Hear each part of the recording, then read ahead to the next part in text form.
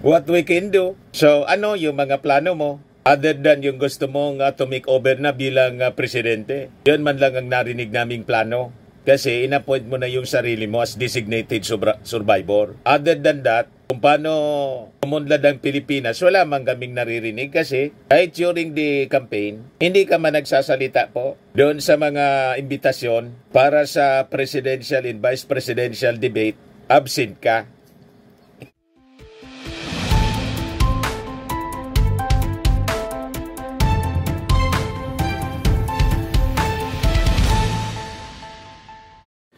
Hello po mga kababayan, si Dante Maravillas, Bicolano vlogger, broadcast journalist from Albay. So pag-usapan natin po itong mga sinabi ni Sara Duterte sa interview doon sa Melbourne. Yan, sabi dito sa report ng ABS-CBN, no plan, no direction at all. BP Sara slams Marcos cabinet for lack of programs amid Iran war, climate change. Ano niya? Kung ano-ano anya Mr. Maravillas ang pinagdadaldan niya ni Sara Duterte. Ito yung mga advice siguro ng kanyang mga sulsultan. Marami din siyang consultant, advisors para ilihis ang issue sa kanyang impeachment case, pang-cover. Ang gawin mo anya, dumaldal ka lang ng dumaldal. Ano pa man niya? Kabi-kabilaan niya yung kaso mo. Impeachment, may sa ombudsman, may sa DOJ, may sa ICC. So, the best defense niya is offense.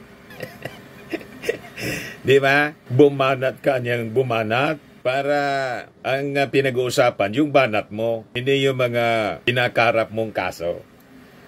Malamang ganon mga kababayan. Kasi, di ba may kasabihan tayo, the best defense niya is to offense.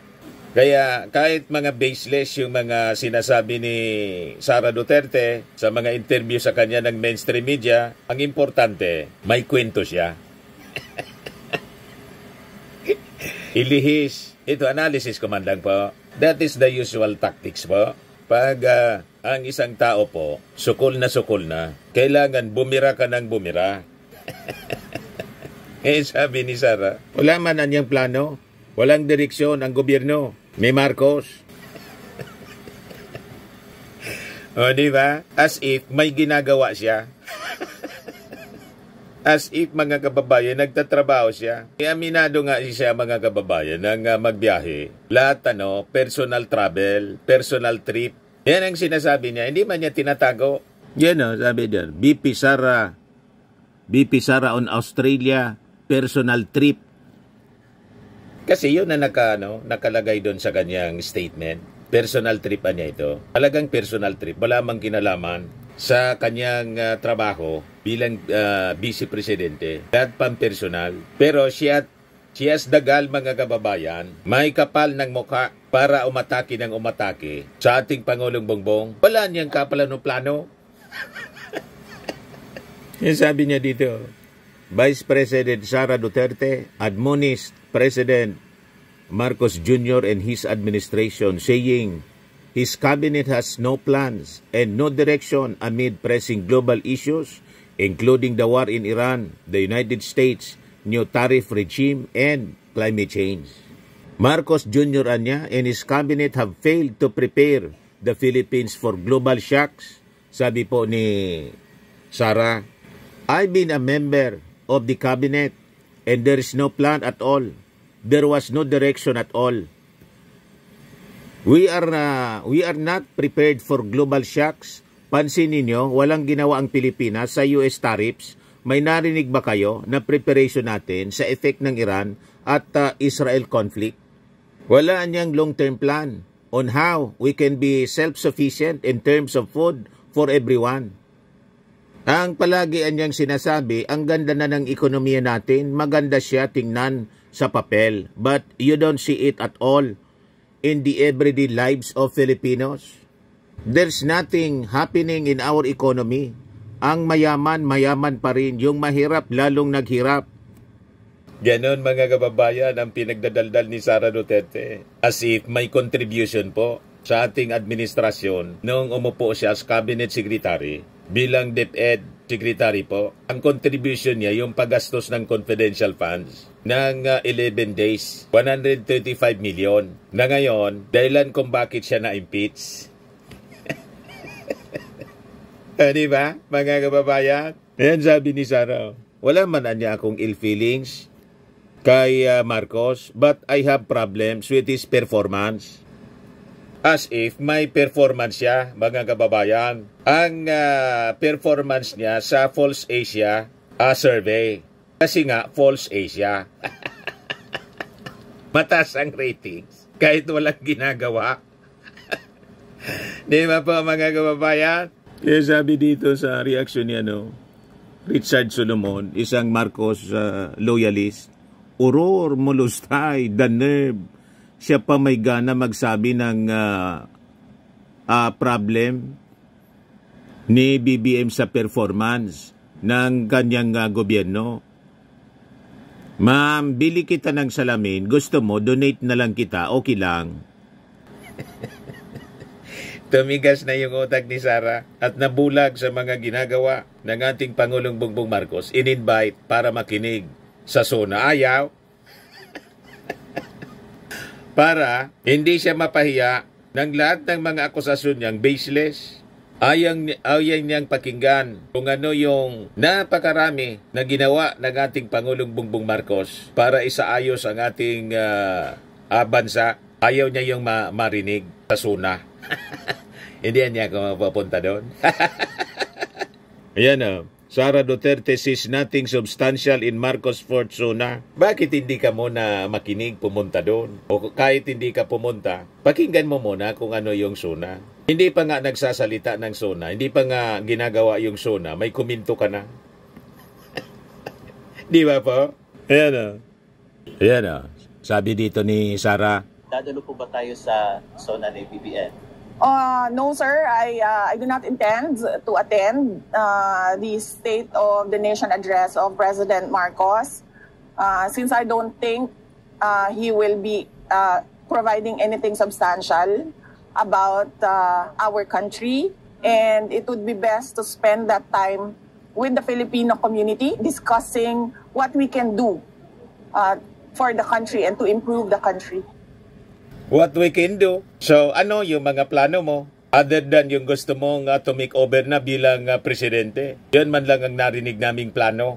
Kasi inappoint mo na yung sarili mo as designated survivor. Other than that, kung paano umunlad ang Pilipinas, wala man kaming naririnig kasi kahit during the campaign, hindi ka man nagsasalita po doon sa mga imbitasyon para sa presidential and vice presidential debate, absent ka. Di ba? So, ito yung interview kay Sara, pakinggan natin. And the case of former President Duterte, as well as discussing what is happening in our country right now in terms of the performance of the administration of President Marcos. Ang purpose daw niya kung bakit siya nag-iikot, pumunta siya ng Melbourne, ay para mag-ipon ng support para kay Digong, tatay niya na mapauwi. Tapos, para sabihin daw kung anong ginagawa ng ating Pangulo, na sa tingin niya, ang performance ng ating Pangulo ay may na ang performance. Ang ibig sabihin siguro niya, mas maganda yung performance niya.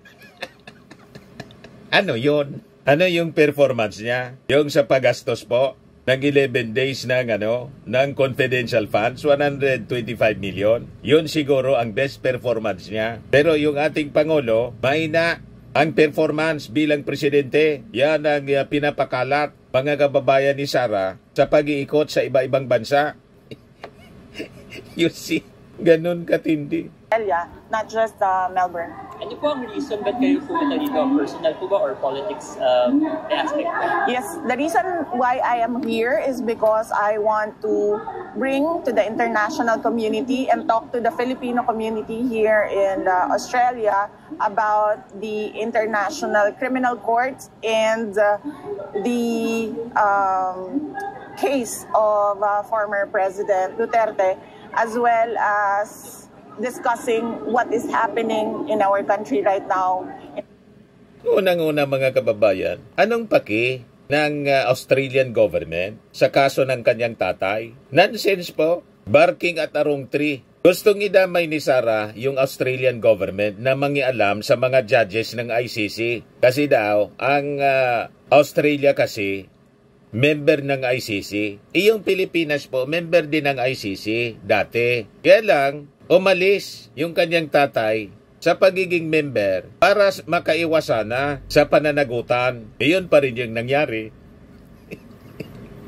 Unang-una, anong pakinabang mga kababayan ng Australian government? Halimbawa, tulungan siya. Anong pakinabang ng mga Australians doon?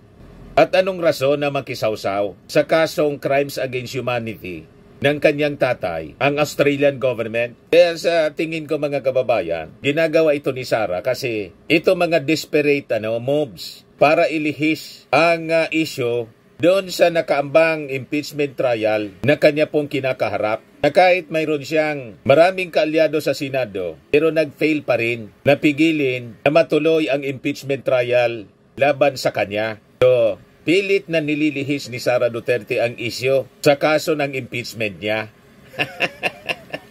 Tama ba? Ito ang mga pinagdadaldal niya, mga kababayan. Terms of the performance of the administration of President Marcos. May lakas ng loob ka na magsalita tungkol sa performance ng ating Pangulong Bongbong Marcos bilang presidente habang ikaw nga ay zero performance. Di ba? Hindi natin maintindihan kung saan kumukuha ng kapal ng muka itong si Sara Duterte na magsalita ng ganon. Questionin ang mga ginagawa, ang trabaho at performance ng ating Pangulo habang siya wala. Tama pa? Wala man siyang ginagawa, mga kababayan, habang sumusweldo bilang Vice Presidente. Kamusta po yung family niyo, Vice President, sa mga nangyayari po sa inyo sa former President Rodrigo Duterte at sa inyo po? Immediate family, meaning my husband and my children, they're unaffected by politics. We don't discuss politics inside the house. My children are aware because they see content in social media, but we usually sit down with them and request them to ask questions directly from me and my husband so that we can answer the questions in their heads. At ano po yung mensahe niyo po sa mga Pilipino naman dito sa Australia po, sa pagsuporta po sa inyo? Yes. First, I'd like to thank the Filipino community in Australia, but not just Australia. Many came to Australia to join the Free Duterte Now rally here in Melbourne. Some came from Hawaii, some came from the US, and from the Philippines as well. So ang ibig sabihin, ang crowd niya dyan sa Melbourne, hindi man lang yung mga OFW sa Melbourne, kundi galing pa sa Hawaii, sa Amerika, in some other countries, yung iba galing pa sa Pilipinas. Hinakot. Sino kaya yung nag-finance? Di ba ba? Alangan man, kanya-kanyang gastos. Yung mga OFWs from other countries, gagasto para lang mag-attend ng kanyang Melbourne rally. Di ba? So, malamang sa malamang may nagpupundo po at malaki ang umiikot na pundo para gawin ang mga rallies in support sa kanyang tatay para ang intensyon ma-pressure yung ICC na i-release yung kanyang tatay. Nasabi nga natin, suntok sa buwan, wala ba siyang tiwala doon sa napakagaling niyang abogado, si Nicholas Kaufman? At paano siya naniniwala na through rallies, mga kababayan, mapipressure yung mga ICC judges na i-release si Digong? Di ba? Kaya ang tawag natin dito, suntok sa buwan, itong mga ginagawa ni Sara. Habang mas na naniniwala tayo na ito, pamamaraan niya para ilihis ang kwento sa impeachment case na kanyang kinakaharap, mapunta sa issue ng ICC at sa kung ano-ano pang mga issue, mga kababayan, na kanyang sinasabi about the performance ng ating Pangulo, na kitang-kita naman po kung gaano kabisi, kasubsub sa trabaho yung ating Pangulo. Nandun na naman nga po sa Marawi City, nasa pagbisita sa mga eskwelahan at saka pati support ng Marawi pinuntahan ng ating Pangulo para ayusin yung ating mga infrastruktura. Yan yung ating Pangulo. Na nag-inspection muna ng temporary learning spaces sa Marawi City. Busy yung ating Pangulo. Yan ito naman po sa port. Ayan. Napakasipag ng ating Pangulo. Di ba? Sabi dito, inspection of the Port of Marawi. President Marcos inspects the Port of Marawi as part of his site visits to complete recovery and reconstruction projects in Marawi City, Lanao del Sur. The Port of Marawi, with a total cost of 261.5 million pesos, features 800,000 square meter backup area, a single-story passenger terminal, a building with a seating capacity of 132, a one-story fish port, berthing facilities for fast craft, and roll-on roll-off ramp. The project is part of the Marawi Recovery Rehabilitation and Peace Building Program led by the Office of the Presidential Advisor for Marawi Rehabilitation and Development, formerly known as Task Force Bangon Marawi.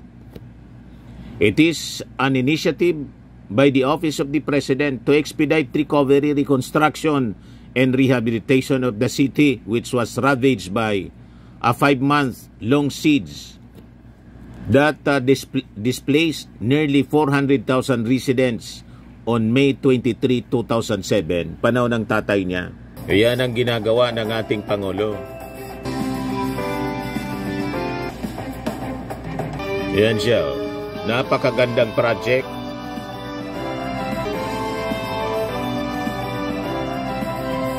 Ngayon, si Sara nag-iikot sa iba-ibang bansa sa mundo para sa sarili niya at manira sa ating gobyerno, sa ating Pangulo. Yan ang nakakalungkot dito, mga kababayan.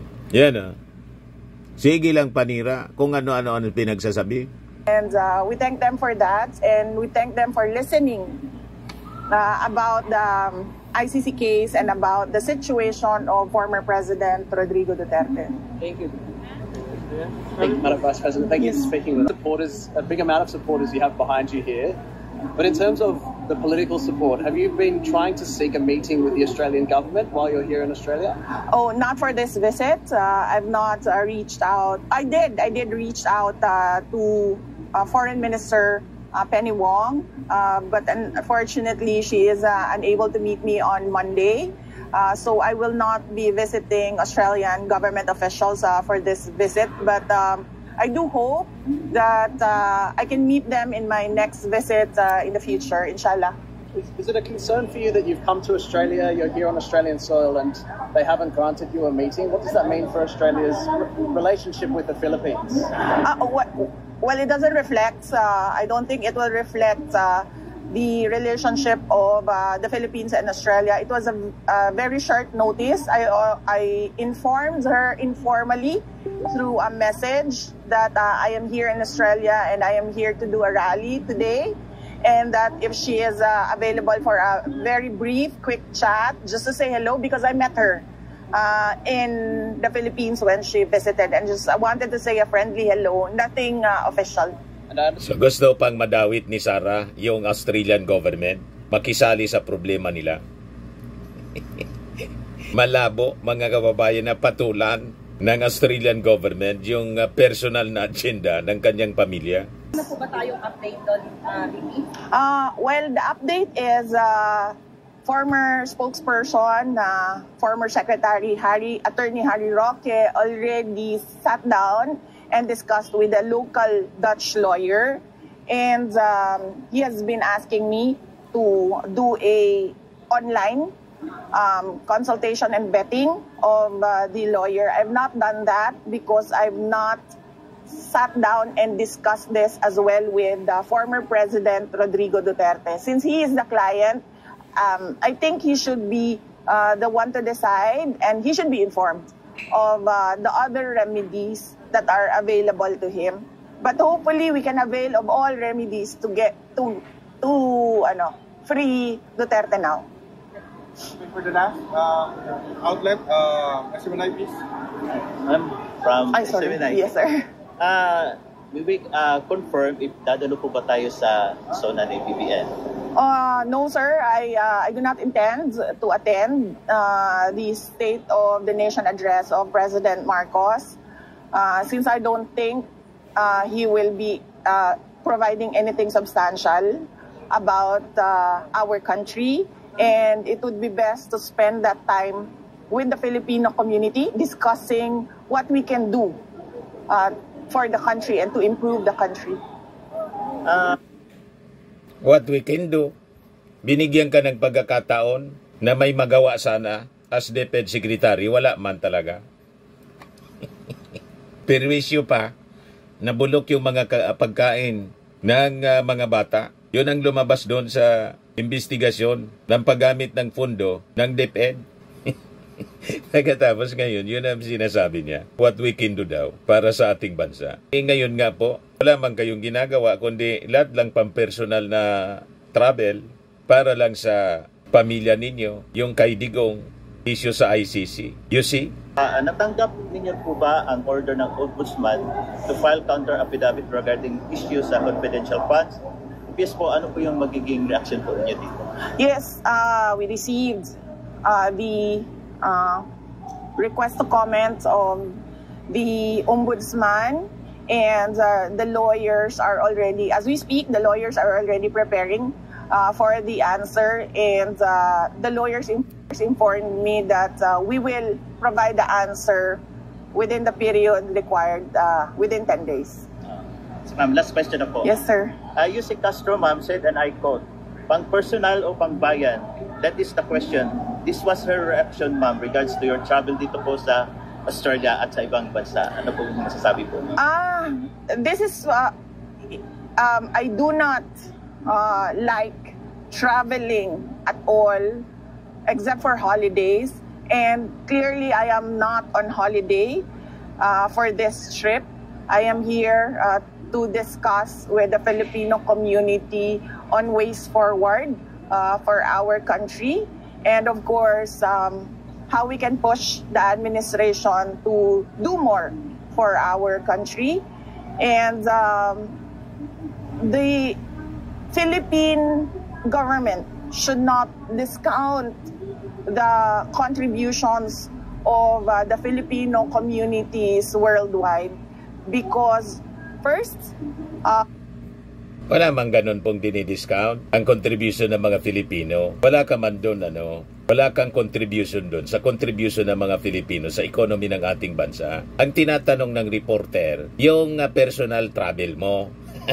Ano yung pakinabang ng personal travel mo? Kasi yun nga yung sinasabi ni Yusek Castro, pang personal ba o pang bayan? Hindi mo man sinagot ng diretso. Ang isinagot mo, yung contribution ng mga Filipino. Hindi yung contribution ng mga Filipino OFW sa economy. Ang tinatanong sa iyo, yung travel mo. Anong pakinabang niyan? Hindi man official yung travel, pang personal. Habang kayo, Vice Presidente, sumusweldo bilang public official. Yun ang punto. Nilis mo yung sagot. Di ba po mga kababayan? Ang hilig niya, mga kababayan, na ilihis ang sagot. They've been sending dollars, millions and billions of dollars. Alam namin na millions and billions of dollars ang pinapadala ng mga OFWs. OFWs yun, hindi ikaw. Ikaw, anong contribution mo? Talagang taong ito. May diferensya talaga po. To the country. And second, they have the experience that people like us who have not worked, who have not lived abroad, they have that experience. So they know the best practices around the world. So it's good to sit down Lumayo and discuss yung with them. Lumayo yung kwento. Thank you. Wala na kayo ibang question. Sayang naman yung ating dito. Wala na daw ibang questions. Yung tanong, di man sinasagot ng diretso, iniiba yung kwento. Tapos naghanap pa ng ibang questions.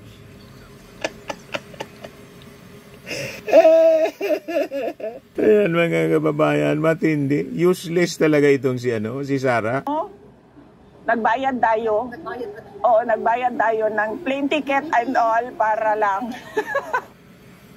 Inadmit niya na binayaran niya yung plane ticket siguro ng mga reporters na sumama.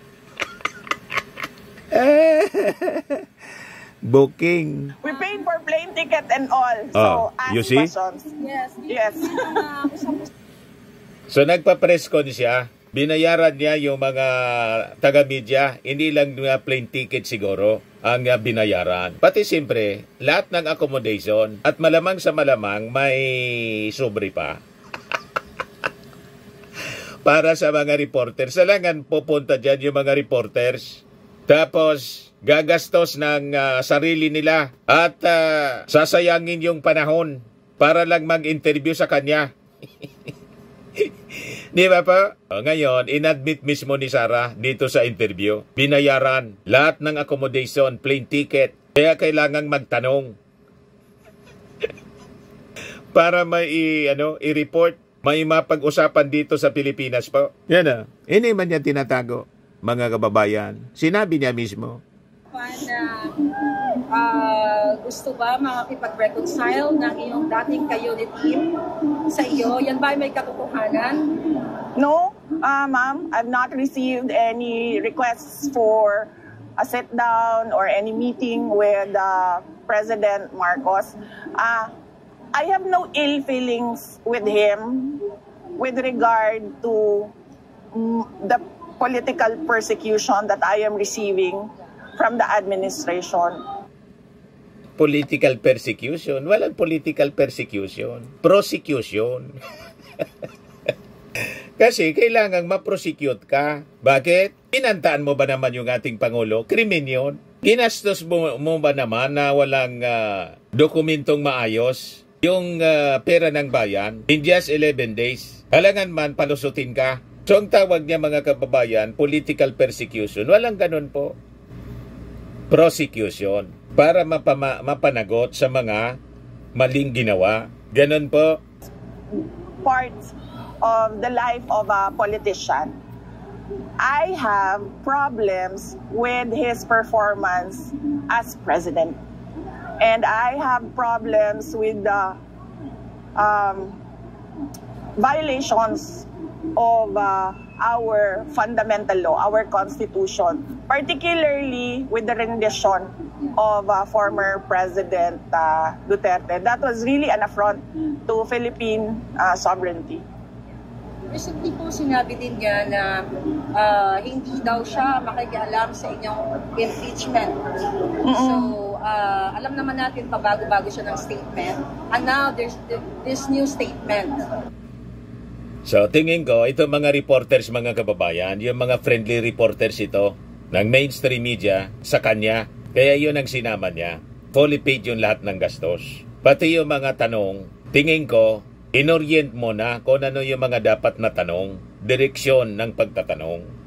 Bakit ko alam yan? Galing po din ako sa mainstream. Most of the time ganun yung pinapractice mga kababayan, lalo kung panahon na ng eleksyon. Lalo pa ito, gastos ng Vice Presidente yung plane ticket and accommodation. At sabi nga natin, malamang may sobre pa. Dapat maayos yung mga tanong. Prepared questions ito mga kababayan sa aking tingin. Ang maisasabi mo, ito ba ay panibagong drama na naman? Kasi on and off, iba-iba yung statement ng ating presidente. Well, I am happy that you have observed that behavior of the president. He gives conflicting statements truly the very first day of his administration. In fact, he nagsalita yung hindi conflicting yung mga sinasabi. Doon kayo magaling eh. Kontra-kontra ang sinasabi. Ang ating Pangulo po, hindi kontra-kontra, konsistensya. Pagkatapos, binabaliktad ninyo na conflicting ang ating Pangulo. Ano man ang conflict doon? Na hindi siya nangingialam sa impeachment? Hindi man talaga nangingialam yung ating Pangulo? Si Sandro, oo. Si Martin, sila yung nag-endorse. Pero yung ating Pangulo, hindi nangingialam. Kontra nga sana siya. Kaya lang, dapat sundin yung proseso kasi na-impeach ka na. Ganon yun eh. Sa ICC, yun ang minimini nyo na conflicting. Walang conflict po. Kasi po, di man nag-cooperate sa ICC yung ating Pangulo. Nag-cooperate siya under obligation kasi tayo sa Interpol. Yun ang malinaw po. Anong conflicting doon? Walang conflicting. Hanggang ngayon, hindi pa tayo member. Although sabi ni Jose Castro, kinoconsideran niya na bumalik tayo sa ICC. Pero kinoconsider pa lang. Anong problema doon? Ang malinaw na conflicting, kayo po, lahat ng mga sinasabi ninyo, baliktad.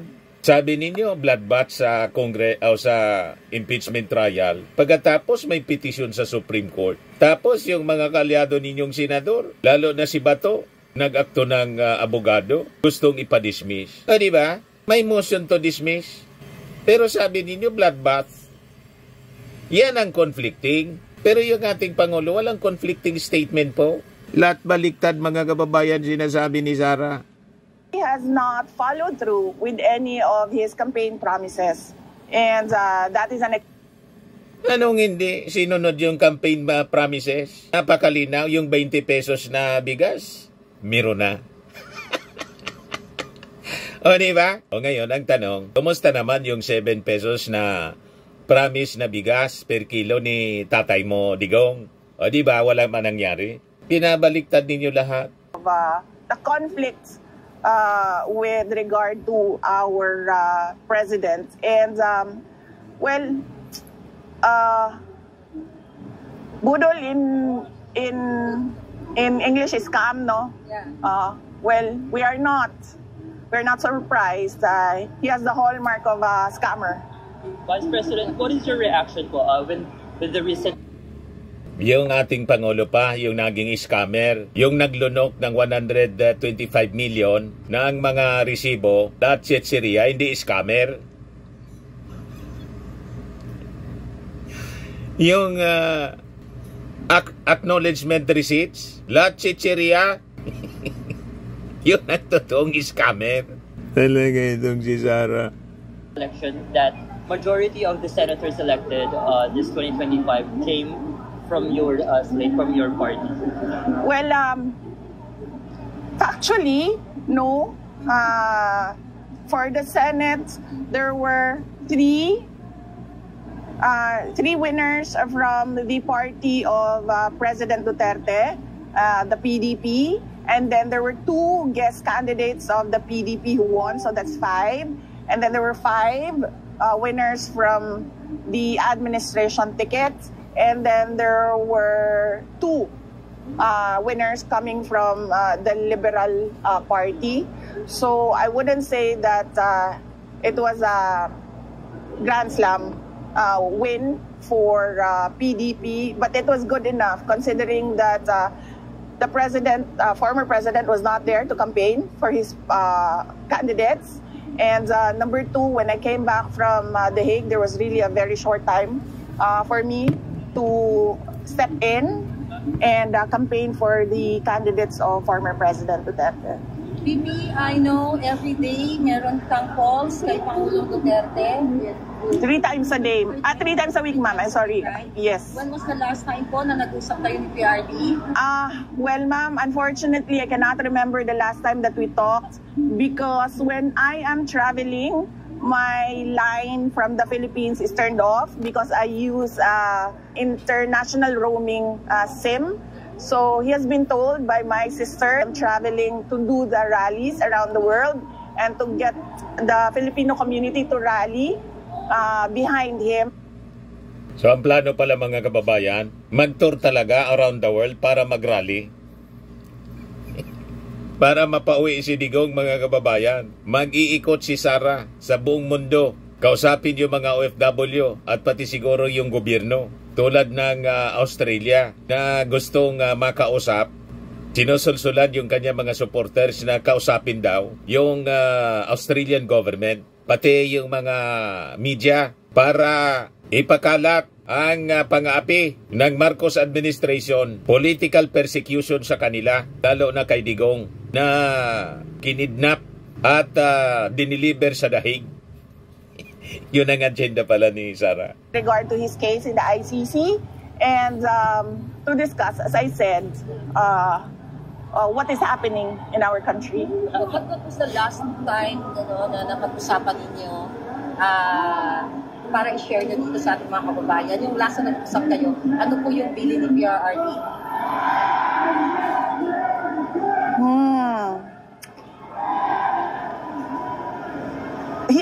He asked about the interim release.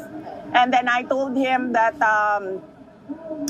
I cannot, because the ICC is listening on our telephone conversations, because apparently my name appears in many of the documents with regard to the ICC case. So they're listening in on our conversations. And I told him that I cannot discuss the specifics with him because I do not have privileged communication. But I told him that we are working, the lawyers are working on it, and I'm helping the lawyers. All the family members are supporting the lawyers as well. What is this? How is he holding up? What is his condition physically, mentally? You haven't seen him this thin before. I don't think he's ever been this thin since maybe before his marriage. So he's thick thin because of the lack of appetite and because of the weather. It's very cold for him. He's not used to the cold. And I think it's the way that they cook the food. It's not really traditional Filipino food. But I'm happy that he gets rice every day. But yes, he's given milk as well if he doesn't have the appetite to eat. Bibi, with regards with the timeline ng interim release ni PRRD, based on sa conversation nyo or pag-uusap ninyo ng yung mga lawyers ni Pangulong Duterte, ano po tinitignan natin? Months, weeks? I asked the lawyers for the timeline of the interim release, and months was the answer, ma'am, not weeks. Months was the answer, but they wouldn't give a definitive timeline, but they said they're hoping to do it before September, and they're in a rush because of his age and his health condition. Yes, ma'am. What is your your message to the Filipino community now that you can see the warm welcome and support? Yes, ma'am. Opo. Even though the weather is very cold, I can feel the warmth of the welcome of the Filipino community. Last night, there was a small group discussion, and we met Filipinos residing in Sydney, in Canberra, in Darwin, in Perth, in Adelaide. And I am truly grateful that they took time out on this Sunday to be with fellow Filipinos to discuss the state of our country. Lighter question, BP. What are your plans here in Melbourne, like visiting places, trying food? Have you heard that Melbourne's best in terms of coffee? Do you like coffee as well? I was told that by our companion that the coffee culture is a big thing here in Melbourne. Unfortunately, I just did 7-Eleven coffee, so I don't know if that's good coffee or not good coffee, but comparing it to So yun mga kababayan, yung interview published by GMA. So hinakot pala ni Sara yung mga reporters papunta doon sa Melbourne kasama niya at lahat ng gastos, including plane tickets, lalo na siguro sa hotel, alangan man hindi bayad yung hotel. Yung plane tickets nga, bayad, pati siyempre pagkain. Back and forth, mga kababayan. Funded. Kung saan galing, iwan ko kung party pa siya ng confidential funds. Yung naipon na confidential funds, mga kababayan, hindi natin alam. Di ba? O ngayon, tungkol sa interim release, sabi ng mga sa prosecution po, kukontrahin po daw ang interim release. Ito naman po yung bago naming product na binibenta online. Eye Glow Serum, whitening po siya. Tingnan ninyo yung epekto sa aking anak na architect before and now. Yung mga inquiries po ninyo, dumiretso na lang kayo sa kanyang Facebook account, Riz Maravillas.